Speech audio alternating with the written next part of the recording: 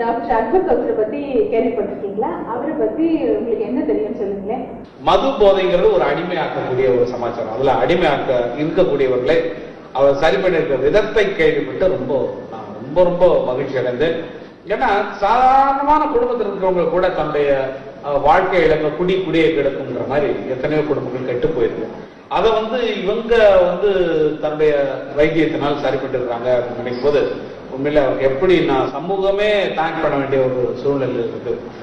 அண்ணன் சொன்ன வார்த்தை என்னன்னா, உண்மையிலேயே டாக்டர் ரொம்ப ரொம்ப நல்ல ஒரு கடவுளுடைய பிளெஸிங்ஸ் அவருக்கு நிறைய இருக்கு. அந்த பிளெஸிங்கே எல்லாருக்கும் கொடுக்குறாங்க. அவருக்கு இவ்வளவு தூரம் சேவை செய்யறவங்களுக்கு நாங்க இளையராஜா, கங்கை அமரனா இருக்கக்கூடிய நாங்க அவர்கிட்ட ட்ரீட்மெண்ட் எடுத்துக்கிட்ட எத்தனையோ திரைப்பட ஆட்கள் எல்லாமே எப்படி தன்னுடைய நன்றியை செலுத்த போகிறோம் அப்படிங்கிறது எனக்கு தெரியும்.